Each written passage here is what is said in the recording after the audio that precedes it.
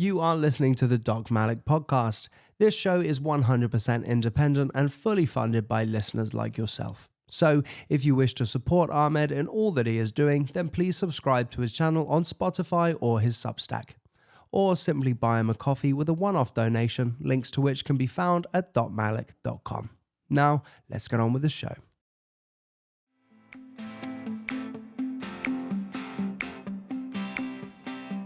Right, Mark, we've had some technical glitches and whatnot, but it's going to be fine. Here we go again. Mark, it's lovely to talk to you.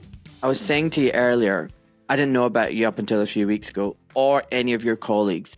And in some respects, I'm surprised, but I'm not surprised, because a lot of the doctors who were right about the pandemic and the problems with it, the unscientific nature, the immorality, the unethical, design of the lockdowns, the masking, the social distancing, the gene jabs without informed consent, the mandates, they've been silenced and they've been suspended, investigated, dragged over the coals, had their licenses taken away, kicked out of hospitals, and suffered as a result of being right from the beginning, from the get-go. And in the UK, you've got doctors like Dr. David Cartland, Dr. Sarah Myhill, Dr. Anne McCloskey, Dr. Jerry Waters. You got myself, Dr. Ahmed Malik. We all of our careers have been trashed. We've been suspended, investigated, blah, blah, blah.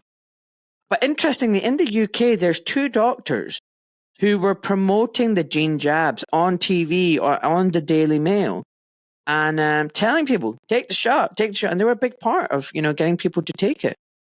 And then when pretty much everybody in the population got the jab, they flipped and went, yeah, you know what, maybe these aren't so safe anymore. Oh, I've got concerns about it. And now they're being invited. They're going literally on tours around the world and going on mainstream media and talking about what they're seeing, their concerns about it. But they still have their jobs and they still have their licenses. And I just don't get that. Now, my understanding is in Australia, there's a similar parallel, and there's some doctors who are on TV and mainstream media and writing articles and getting airtime about their concerns about the jabs or whatever. But they've still got their jobs. They're not being dragged through court. They're not having problems with their licenses. And then there's doctors like you and your colleagues who've been suspended, investigated, dragged through the court system, and you don't get even a peep. What is going on, Mark? What's happening? Okay, well, there's two doctors that come to my mind straight away about that. One's a Dr. Phelps, who used to be president of the AMA, and she's a well-regarded and known doctor on television, etc., who promoted the jabs quite fiercely to begin with. And then her wife, she's bisexual, got side effects from the vaccine, and she came out and said the vaccine has side effects, and she came out in public and was quite outright in her promotion of these side effects of the vaccine. And nothing happened to her. And this was about, I'd say, a year and a half or so ago, or two. And so the rollout has happened. Most people have had the shot. Yeah. And then she went quiet. There's another doctor who was he was involved with the government rollout of the vaccine. He was Dr. Coatsworth, who was a respiratory physician. He was on the TV all the time, and he was promoting the vaccine. And then about a year ago or so, he came out and said the vaccine might have problems. I can't remember exactly the words he said, but it was a complete turnaround from the fact that he promoted the vaccine to begin with. They're the two standout ones I can bring to mind. Well, on one aspect, Mark, it might be genuine that these people genuinely believed in this experimental, toxic, novel, never before tested, not really a vaccine substance, and completely forgot their medical ethics in a state of panic and fear, and pushed it, despite the coercion. It might be the case that actually happened, and it might be the case that genuinely they saw harms, and suddenly something awakened in them, and they suddenly saw sense, and the programming broke, and they spoke out against it. It might be the case that genuinely happened. It might also theoretically be the case that they did their job, which was to get the masses on board with this toxic gene jab shot, to promote it on the behest of the globalists. And then when everybody pretty much got jabbed, that was going to get jabbed, to maintain trust in the system, and in a way, the way you control the opposition is to lead it. These same figures now do a U-turn and say, hey, maybe there's some problems with these gene jabs. You can still trust us because look, now we're speaking out against this. So, we are good guys. I'm not saying there are controlled opposition, but I'm just giving you the two options. Theoretically, that is a potential scenario. Would you agree? Yeah, I agree. All right, let's talk about you then and your colleagues. Why have you been dragged through the courts? Like, I don't want all the nitty-gritty details and the lawfare and what's happened to you, but essentially, what did you and your colleagues do that brought down the system upon you and resulted in your suspensions? Oh, well, the common thing between all of us is that we gave patients temporary vaccine exemptions for 3 to 6 months for acute severe medical conditions. And that's when we all got shut down in November, the three of us in November 2021, and I think another one in December 2021. So what happened was that the government sent around, they called them authorised officers, to raid our practices, enter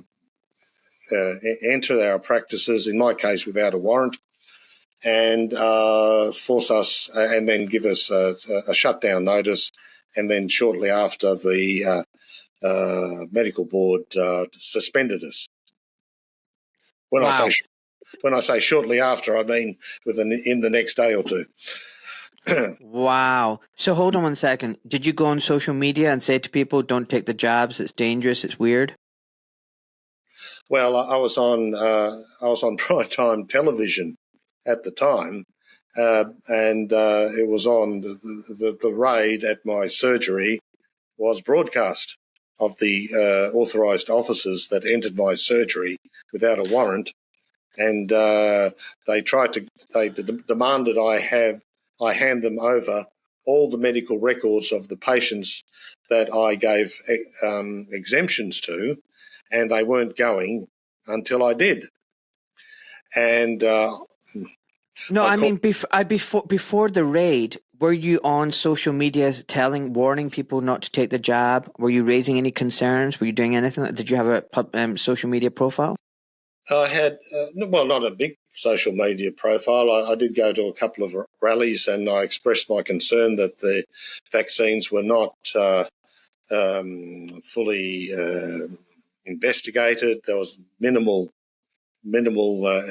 investigation of these vaccines. They were released very quickly, and that happened. That happened before the raid. I was in a full centre spread of the biggest morning newspaper in, I think it was July 2021. They called me, I forget what they called me, poster boy for the anti-vaccine movement or something like that. And they had a big picture of me at the front, and they rang me up from it's called the Herald Sun. It's a Murdoch newspaper. The Herald Sun rang me up, and he said, "What are you against?" And I said to him, "I'm against forced medical treatment I'm against forced medical treatment, is what I said. And that was back in July 2021.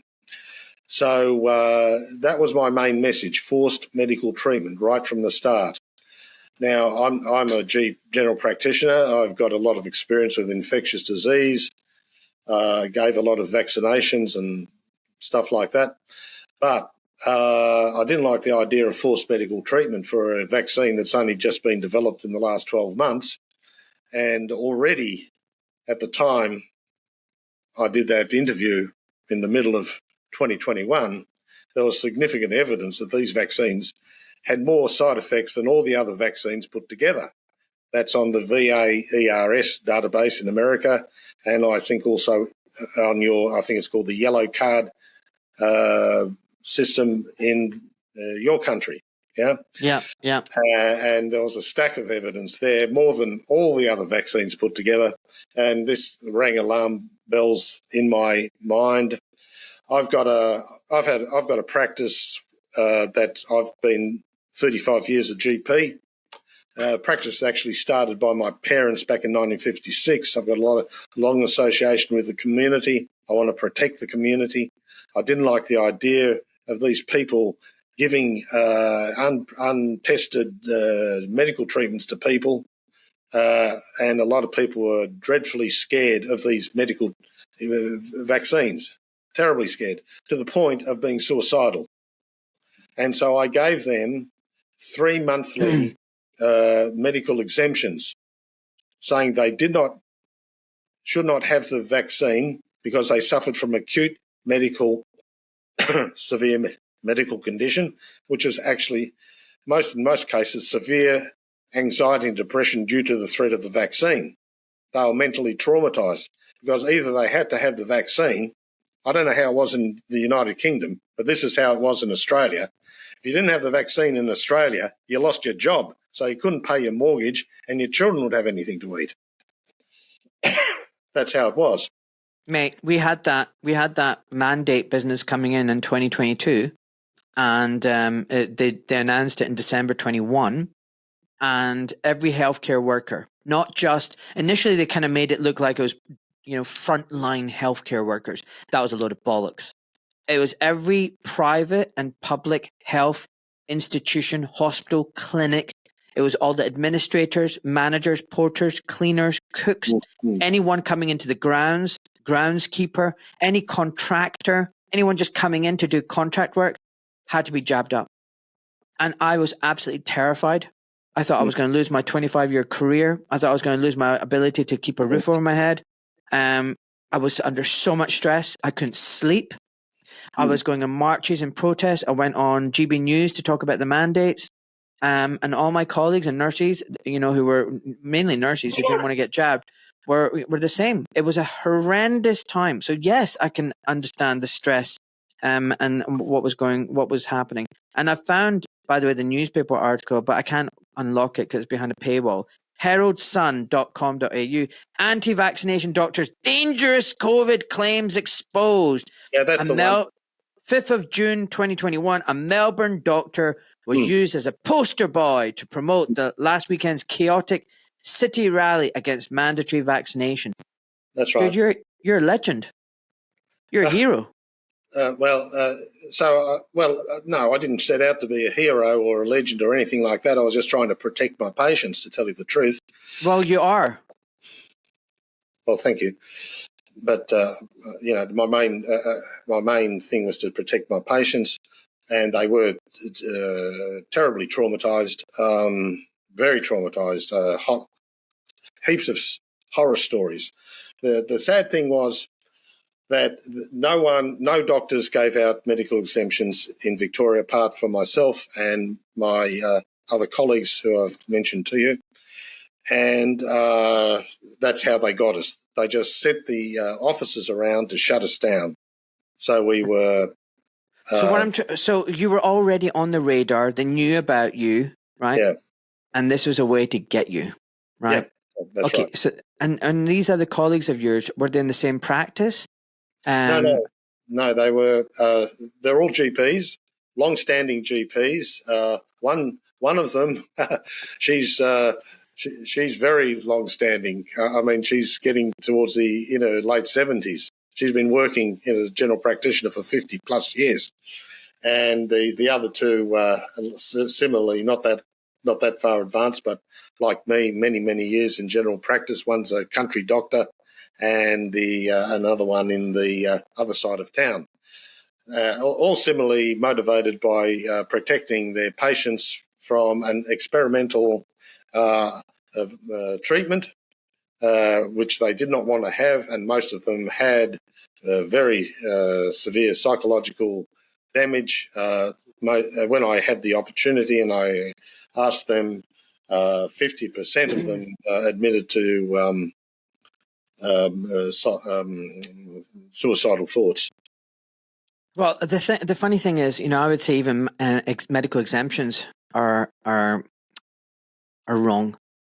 You shouldn't have to ask for exemptions to anything. You should just have the right to say no. I do not want this in my body. Yes. Even if you've been given informed consent, it doesn't matter. It's your right as a human being to say, no, I don't want this in my body. And that's it. And there should be no coercion. There should be no incentive. There should be no pressure. There should be no mandates. And actually, even exemptions, I think, is just playing into their game. But I mean, that's what you had to do. I get that. I understand that. I'm just saying, as a matter of principle, I don't even believe in medical exemptions. And one of your fellow Australians, Elizabeth Hart, has talked about this a lot on her Substack. She's amazing. If you haven't heard about her, you really should. She's just. I know Elizabeth Hart, and I disagree with her. Why do you disagree with her? Because the medical exemption saved lives. That's the only way you could give them the ability not to have the vaccine. It's a ridiculous thing for someone to say not to have a medical exemption. No, I think. Why would now listen? Why would anyone have argue against that? Why? So I don't argue. Listen, I'm getting angry. The only people that would argue against a medical exemption would be those that that want to have forced medical treatment. I understand. I've argued with Elizabeth Hart about this, and I told her this is the only ethical way for a doctor to practice medicine. If she doesn't like it, just don't talk to me anymore. I'm sorry. If this is the one thing that I get across in this interview, these medical exemptions were necessary. They're there for a purpose, and they've been shown that it is necessary. Even the tribunal, in the VCAT tribunal, said the temporary medical exemptions are a valid exemption. That was in the last year. Yeah, I think, listen, I agree that you had to do that. If that was the only thing available to you, absolutely. I think when I'm saying I don't believe in medical exemptions, it's at a higher level. I'm saying I would say to the government and authorities that this is not something that they should mandate and that I should seek exemption from. I simply have the right to say no. I'm talking about at a broader, higher level. There shouldn't be any mandates or exemptions. They shouldn't exist. At a lower level where you were, the only thing that was available to you to save your patients was exemptions. And I agree that you should have done that because there's nothing else available to you. So we actually are in agreement. If I was in your shoes, I would have offered the exemptions. But I'm talking on a higher principled level. They shouldn't be doing mandates and you shouldn't be seeking exemptions, because as soon as you seek exemptions, guess what? They can turn around to say no. Or they can send the goons round and get you suspended. So what I'm trying to say is, on a higher level, that's part of their game, their system. On a lower level, you really had no choice. You had to do this. So do you understand? We do actually agree, but I'm just saying these bastards, they're playing this game that we have to seek permission from them. They never had the right to do this to us in the first place. We shouldn't have to beg to opt out of their coercion and their evilness. But this is the situation we're in. Anyway, back to you and your doctors. You've done the right thing. You've tried to save your patients from the jabs. Then you're suspended immediately. It's put on primetime TV. I guess you're on, you're no longer earning any money. You're going dragged through the kangaroo courts and the tribunals. What happened then? How many times have you been to court? How much has it cost you? What impact has it made on your life? Oh, huge impact. So I've been to court, one Supreme Court of appeals to the High Court on 3 occasions. I've been to the tribunal on 1 occasion. They've all been all those appeals and requests for appeal have been knocked back. Waste of time. I've represented myself the whole way through, so all I've had to pay is filing fees. And I've been luckily, although costs have been awarded against me, they never followed through and asked me for them. So that's been good. So I've actually only, I'm under $20,000 for my own personal expenses in that situation. But of course, this situation can't go on, and this is how they, destroy you, is by just prolonging, refuse access to the courts, etc. That's how they do it. Yeah, I wrote about this myself. I said the process is the punishment. So if I get this right, this year in November, it's going to be 4 years that you've been suspended? Yeah, that's right, 4 years. How are you managing to keep a roof over your head? Well, luckily I'm towards the end of my career. I've managed to save up a bit of money. Luckily, I've got a very, very good family. When I say my family, my immediate family, that has supported me through thick and thin, which has been a very, very, very difficult time for them as well. So I have managed to survive, but I'll be glad when all this is over. Most mornings I wake and I have a feeling of foreboding and fear as to what's going to happen in the future, and that's been for 3 or 4 years now. I mean, you and your colleagues must have been going through so much stress. I mean, you worked hard all your life to get these savings, not to blow them because you can't work. I mean, this is meant to be your retirement, pot, and it's meant to be what you pass on to your kids. It's not something that you should be using up because you've been suspended unfairly for doing the right thing. And process is the punishment.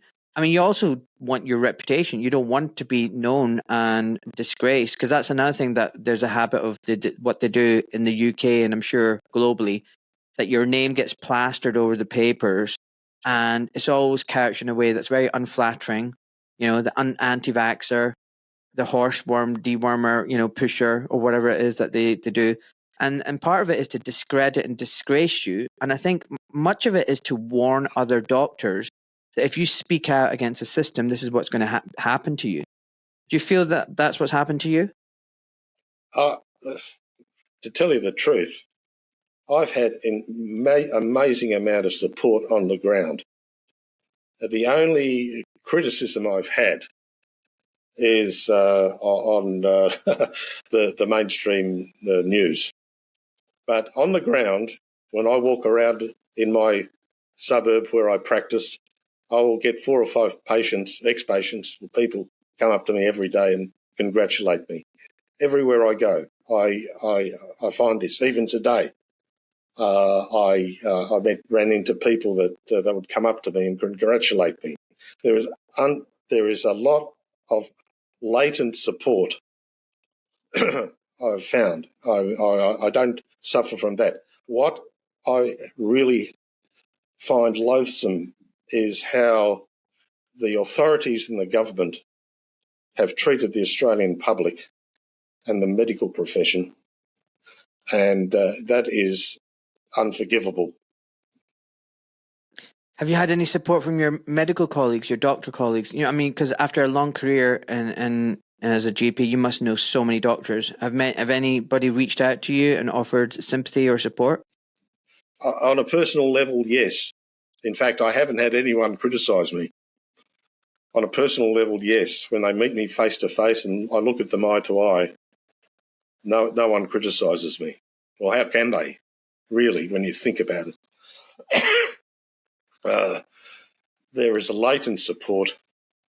I don't know how to go further, as I explained to you about how we've tried, the other doctors and ourselves, and we can't get our message across.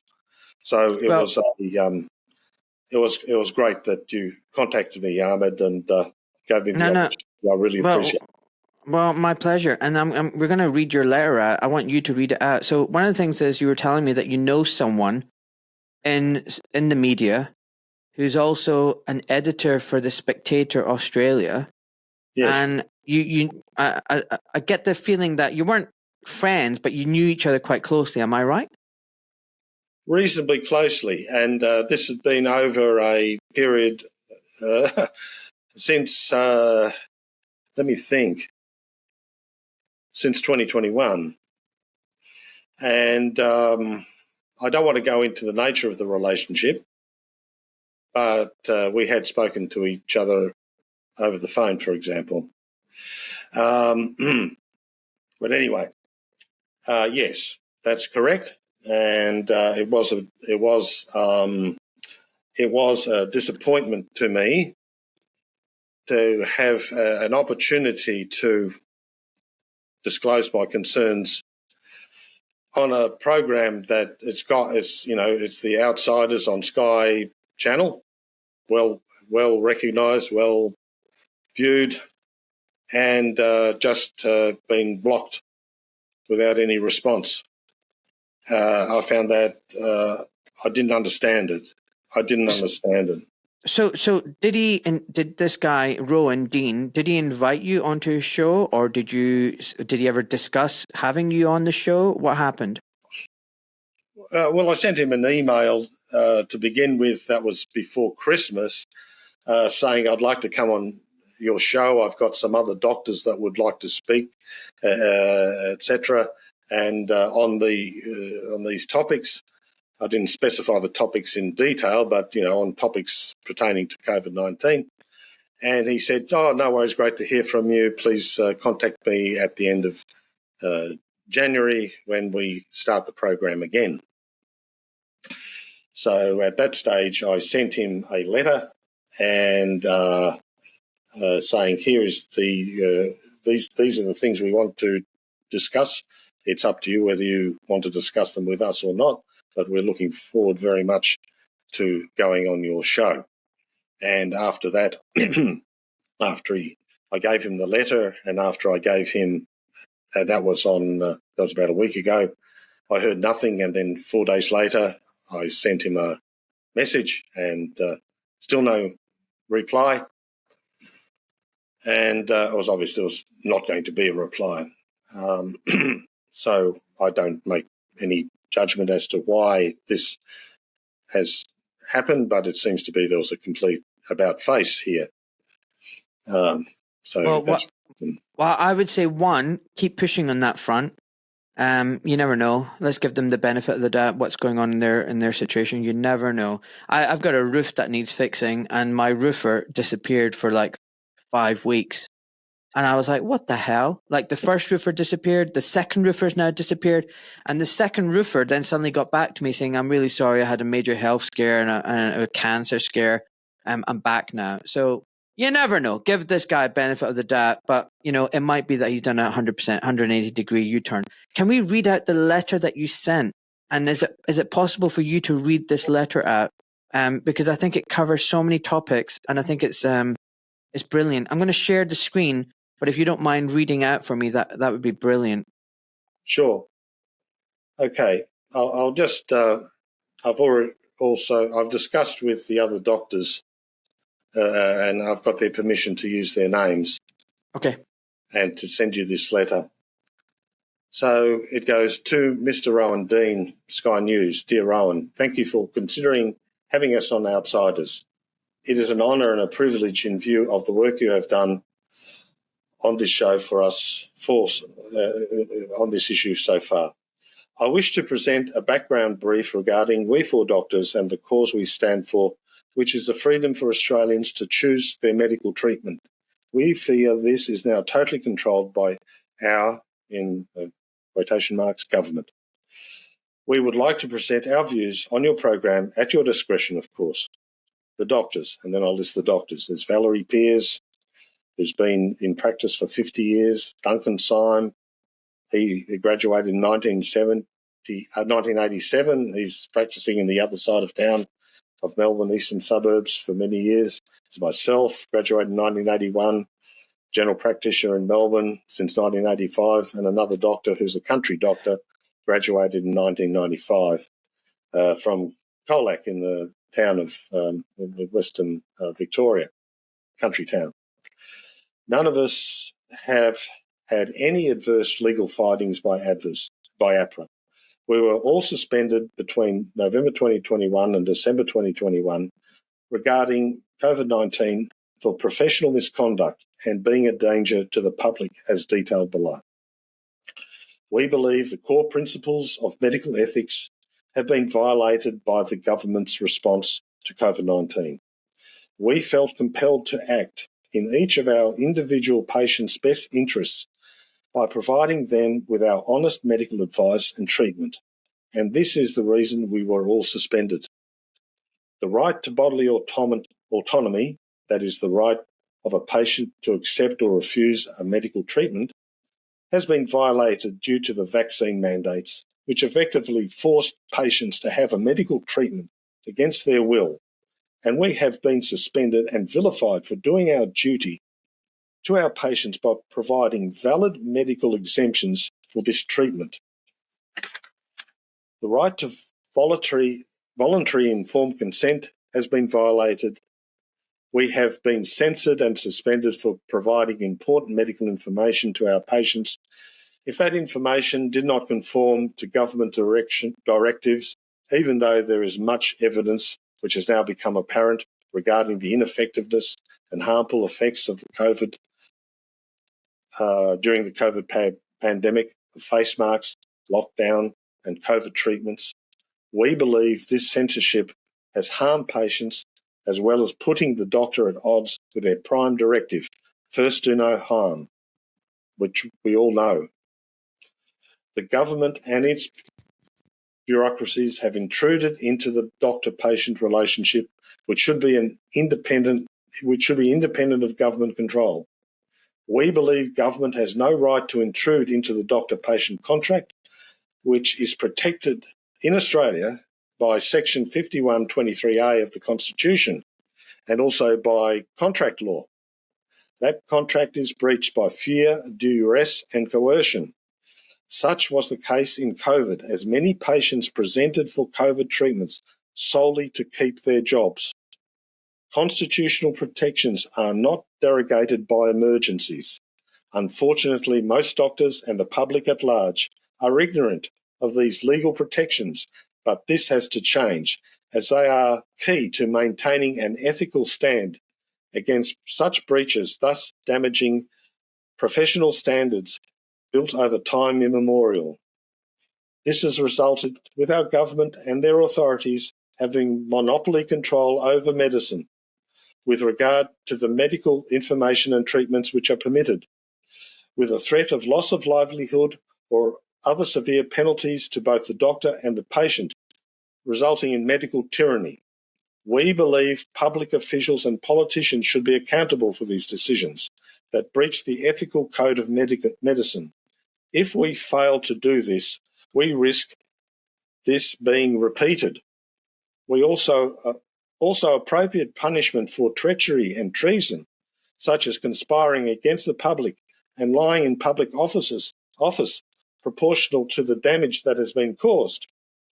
At present, the Australian public remains in a danger of another wave of mandates involving further forced medical treatments, which may be experimental in nature. To get to the heart of the problem, we need an actively enforced Bill of Rights and an actively enforced Constitution focusing on freedom of speech and free and fair transactions according to the law. There needs to be separation of powers. It is obvious that the judiciary are controlled it has played a major role in the lack of legal progress on these matters. When this separation is compromised, the democratic process itself is corrupted. Senator Rennick, who's a senator in the Commonwealth government, says in a recent tweet, "We need an independent judicial commission," and apparently this is backed by the Labor Party, the other big party which is in power at the moment, but they have done nothing about it. Wow. Mate, that is one very powerful letter. Beautifully written, succinct, and it just covers everything. I couldn't have written it better myself. It's incredible. Bravo. Thank you. I hope that guy has you on his TV show, and I hope you get to read that out. It needs to be heard by millions, if not billions.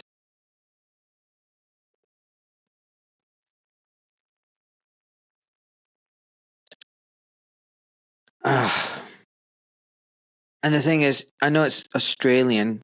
I know you're a doctor in dystopian Australia, but it's just as relevant everywhere. Here in the UK, New Zealand, Canada, Australia, Europe, Asia, Singapore, you name it. All of those things, apply globally. And that's why I don't believe what happened was an accident. The fact that all the governments around the world, all the agencies did what they did in that lockstep manner, it's not a coincidence. Everything didn't fail just because mistakes were made. This is more than that. Hi, me again. You're listening to the Doc Malik podcast. This show is 100% independent and fully funded by listeners like yourself. So if you wish to support Ahmed in all that he is doing, then please subscribe to his channel on Spotify or on his Substack, or simply buy him a coffee with one of the donation links which can be found at docmalik.com. Now, let's get back to the show. Okay, so what are you and your doctors doing now, my friend? Are you still fighting? Like, where are you all in this system now? What's happening? Well, yes, we're all still fighting in the courts. I've got a court case coming up in June of this year, June the 10th. The other doctors also have legal proceedings in tow. It doesn't end. They just bring up something else to attack you with. And that obviously is the plan, just to string it out, I guess, for as long as possible. I wish to thank you very much, Ahmad, for letting me come on this show, because I've lost faith in the judicial system. I've lost faith in the political system. And I thank you so much for letting me come on this show so other members of the public can see what is happening. What has happened in Australia will happen overseas. I've often thought that Australia is like a bit of a test case for the rest of the world, because we're a small little isolated country. Company could be company too. I think it could be that as well. It could be a bloody company, mate. Seriously. But this is how they've tried this thing. I was in the abortion fight in 2013. We were the first country in Victoria, and it was the same state, Victoria, where they brought in. They brought in not just the decriminalisation of abortion, but they said that a doctor who has a conscientious objection to abortion must refer to another doctor who doesn't. So they were telling the doctor how to manage people who request an abortion. I mean, see how they're trying to intrude into the doctor-patient relationship even at that stage. And I was having patients who were being coerced into abortion. And it made no sense. And that was, I guess this is where it got me. Do you know where the most dangerous place for a human being is? In the womb. Yeah. Isn't that sad? Yes. I've talked about abortion as well, Mark, and I'm not 100% against all abortion. There are some reasons why it's necessary, but I would say that 99% of abortions that happen are not because of medical reasons or it's a danger to the child or the mother. It's because it's an inconvenience, and that's what the authorities and systems have told people, that it's fine, that this Yeah. isn't life, that you can just kill it. And I often remark that, we look at these other civilizations like the Aztecs or Incas, whatever, who did child sacrifice, or Moloch or Baal, and think, oh my God, wasn't it terrible they did child sacrifice? I don't think at any point in human history child sacrifice has been going on as much as it is currently. It's it's quite demonic and satanic. And the other thing I didn't appreciate was how late some of these abortions are. They literally are crushing skulls and tearing off limbs to kill the baby. And then and the other thing I didn't appreciate was that the baby is not just discarded, it's used, it's sold to big pharma and to the cosmetics industry. It's so sick when you understand that it's a massive industry that's profiting from the death of babies, children, human beings. It makes your stomach churn. Oh, absolutely. And I don't think people actually understand that. They don't appreciate it. They just say, oh, anti-abortion, how dare you take away our rights? And the funny thing is all these people who talk about my body, my choice, governments, politicians, celebrities, you name it, where was that slogan when it came to the jabs? It's a bit hypocritical. Exactly. So inverted. And absolutely, I agree with you 100%. And of course, I should say the COVID vaccines in their development and production use aborted fetal cells. Now, some people argue that, oh, well, these are cells that are immortalized and they just, it's from 50 years ago. I had a chat with Aaron Siri, who said actually they need freshly obtained fetal tissue to manufacture these vaccines. Did you know that? I didn't know that. No, that really, that makes it even 100%. Well, if it's not bad enough, there you go. Yeah, terrible. But they don't care. They don't care. They've got a utilitarian, mechanistic view of how they regard people, or us anyway, as machines. It's a completely different view of life. Yeah. Anyway, so it seems like you've had an ethical core running through you for many, many years, and you didn't abandon it during the COVID years, and you stuck by your medical ethics. Well done, you. I don't know if you are going to win against the court system. I think it is wholly corrupt. I think they use lawfare and technicalities, just bullshit reasons. I mean, the reality is you're issuing exemptions, which you're entitled to do as a doctor. You're doing your best to save your patients. They're suffering from extreme stress and mental health problems, and all you're doing is what you had available to help them. That to me isn't a reason to suspend you at all. You as a doctor have the right to practice medicine the way you see best fit. You aren't harming anyone. You're not doing anyone any disservice. So what grounds does your medical licensing board have to suspend you? None, as far as I'm concerned. And it should have been lifted straight away. And actually, you should be issued an apology and compensation. You should be told, hey, you were right. We were wrong. We got this wrong. You were right on all these fronts.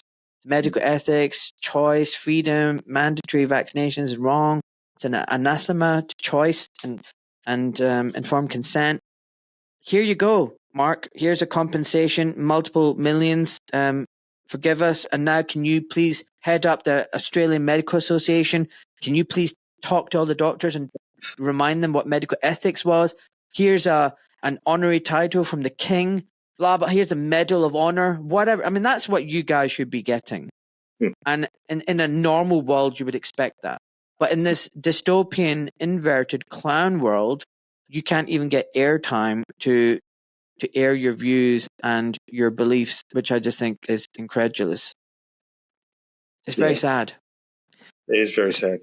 Yes. But thank you very much. You need to stop thanking me. I mean, the fact that you keep saying it just makes me feel so sad. I can just sense how much you guys have been censored. It's crazy.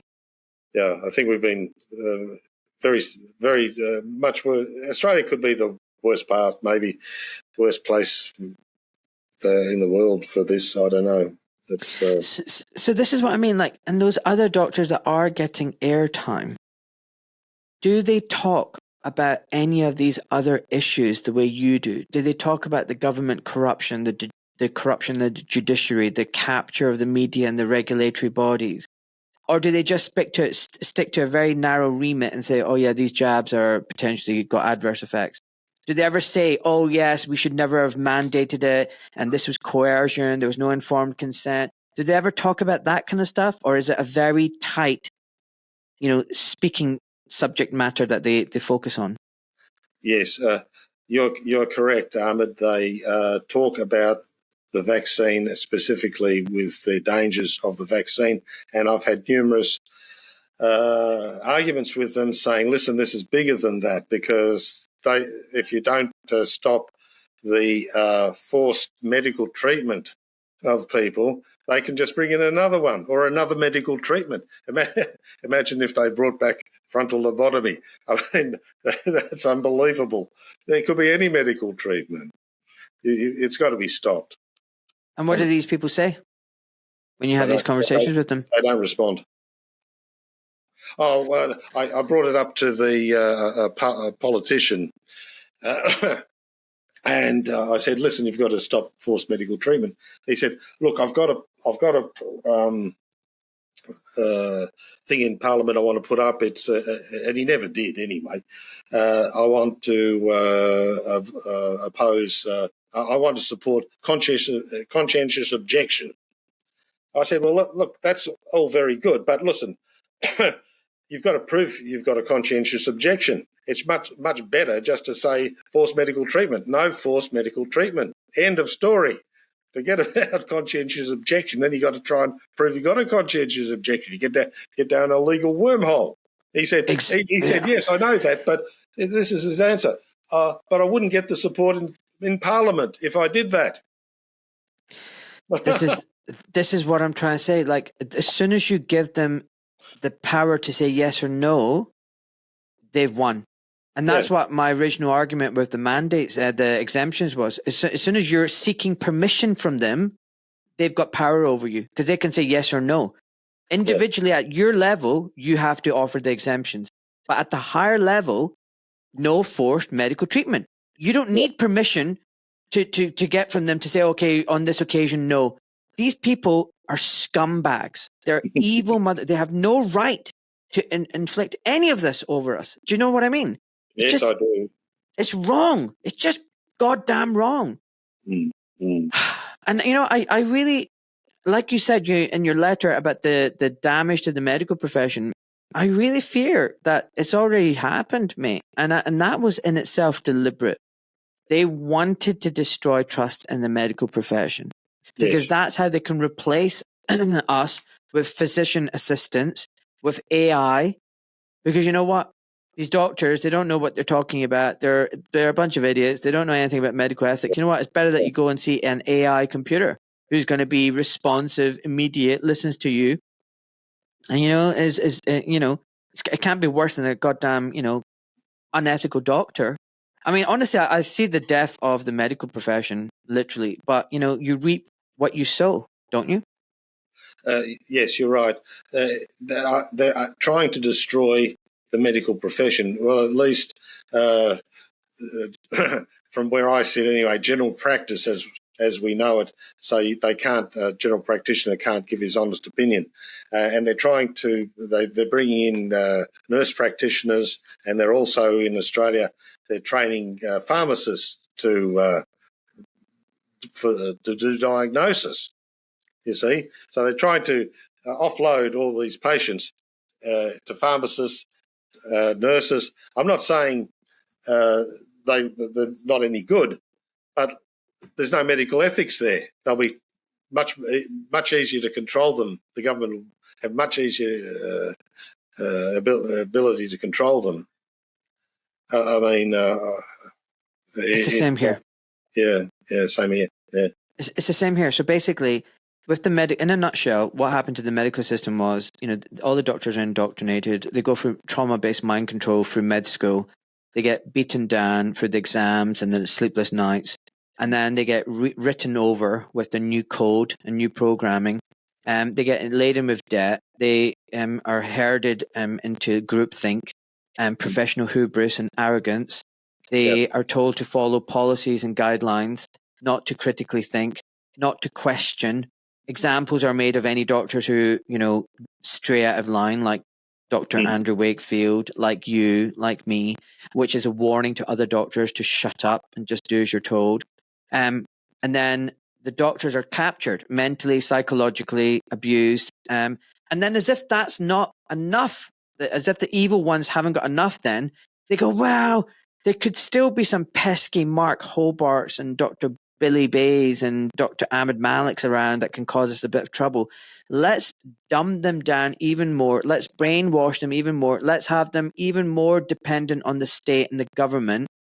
Let's create a new class of nurse practitioners or physician assistants who won't have any balls to speak up. So, because they don't even want the tiny 0.01% of dissident doctors. They want complete control, because the reality is lies cannot flourish when there's freedom of speech and truth, because the light shines on the darkness and exposes it all. So even one lone voice like yours can actually bring their whole pack of lies tumbling down. So you're dangerous. You're so dangerous to them, and your colleagues are so dangerous. I'm so dangerous because we expose their lies. And once you see it, you cannot unsee it. And you're like, oh my God, yeah, that totally makes sense. And because you're coming from a position of authority from the establishment as a doctor, you are the biggest threat to them. And that's why they raided your practice. That's why they suspended you and caught you up in legal lawfare. And that's why you haven't had a peep on mainstream media and the TV. Now, these same people who are terrified of people like you and Billy Bays and Malik, do you think they're suddenly going to let other doctors allowed to speak? No, of course not. It's because they know exactly what those doctors are going to say and what they're not going to say. And they're going to be sticking to a script that is acceptable. And it will be after the fact, after the damage has been done. It'll be limited in its scope. It will be diverting away from the main issues and focusing only on a tiny problem. And then they'll shrug their shoulders and say, well, mistakes were made and next time we'll do it better. This is all calculated. This is devious. It's designed. And I would say to everyone listening, the real people you should be listening to are the doctors and the people who suffered and were sanctioned and have been silenced, and not the ones that are being paraded as heroes and messiahs, because they're false. And when you talk about, next time they're going to bring in another jab, I'm not so worried about another pandemic. I don't know if there's much appetite for that. But you can see what they're doing now in the States. mRNA vaccines for cancer treatment, prophylactic disease. What do you think of all of that stuff? Oh, well, it's experimental and untested, isn't it? So I don't like the language that I heard. I think it was attributed to Donald Trump, and that worries me, like you say, that this is their next program to do that. And maybe they'll tie it into medical insurance or, coerce you in some other way to have these treatments and make you feel bad that you don't want them because it's such a good treatment or something like that. So it all comes down to no forced medical treatment. We have bodily autonomy, where you're people created by God. We don't bow to having our bodies violated by these people. So yeah, I mean, what concerns me is that if you look at all the factories, the mRNA factories, Moderna, Pfizer, whatever you want to call it, they're popping up all over the place in all the countries. I think there's a big one in Australia as well. These companies aren't behaving like, they've been caught. like they're scared of being punished, that they're going to be going to jail, that their businesses are going to shut down.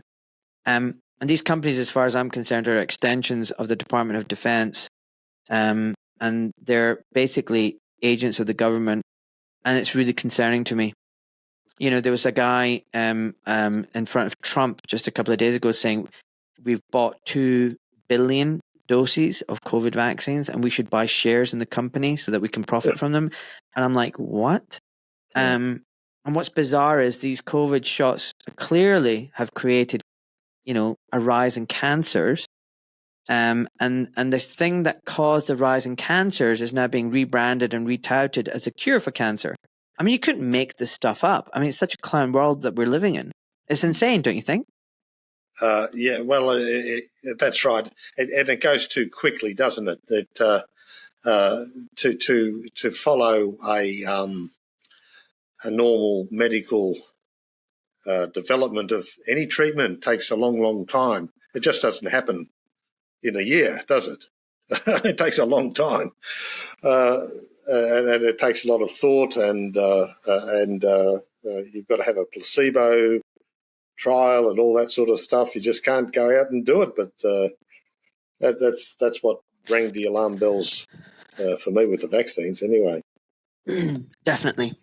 Right. Listen, Mark, I can tell that you've not been in front of the camera much, and just complete honesty, I have to tell the audience. I was telling Mark, I was coaching him how to present himself. Yeah. He's a bit rusty, and Mark, I love you, and I feel like you've got a lot more to say, but I feel like you're gonna have to have more time. I want you to come back on the show, and I think what I would like is you and your colleagues to join me. We can do like a multiple one, so maybe get 1 or 2 of your colleagues to join us next time. Okay. Yeah. And as a panel, you can all chip in, because I wanted you to just download and just talk non-stop about everything. And I just feel like you're not used to this. I think you're just like, what? I get to say something and someone's going to listen to me? So I want you to come back again, and I want you to just pour your heart out about everything. My heart goes out to you and your colleagues. I think it's just sad. It's sad that, you are in the position that you're in. And although you're not being celebrated as the heroes that you are at this moment in time, publicly, I know, on the streets you are, but I mean, on the official level, the authorities, the establishment, they're not. I think one day in the future, people will look back and, the doctors like you who sacrificed everything, you will be remembered. Your names will be remembered. And your families will be proud of you, and humanity loves you, honestly, for what you've done. No worries. Thank you very much. Right. I've got a last question. And if you've listened to my podcast, you would know what that question is. Do you know? No, sorry, I don't. Man. I've caught you, dude. Caught you. Okay. Right. So listen, the last question is, Mark, you're on your deathbed. Could be 20 years from now, could be next week. But you're dying and you're about to meet your maker, the creator. But before you die, around you, around your bedside, are all your loved ones and family. What words of wisdom and advice would you pass on to them before you pass on? They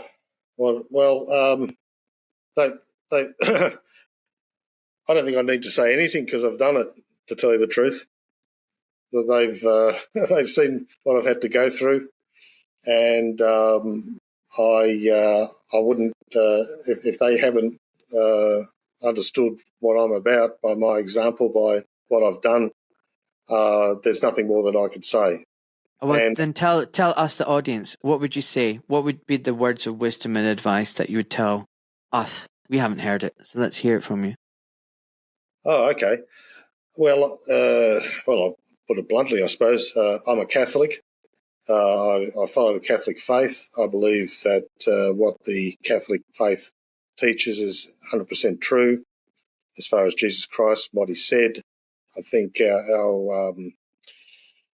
our civilization, the reason it's in such a parlous situation, it's totally deviated from those principles. And that's why we're here at the moment. So what you have to do is you have to follow the Catholic faith, do what the Catholic faith says, and then that will rectify all the problems in the world. Yeah, but what are those principles? Just in a nutshell. Well, you can start with the Ten Commandments. You read the New Testament. I mean, it's not like you can learn this stuff I can give you a 1 minute talk about it. Yeah, I mean I'd say, look, if you want to do something, convert to Catholicism and go to the local Catholic church and become a Catholic. That's what I think. That's what I live by. You asked me, so I'll tell you.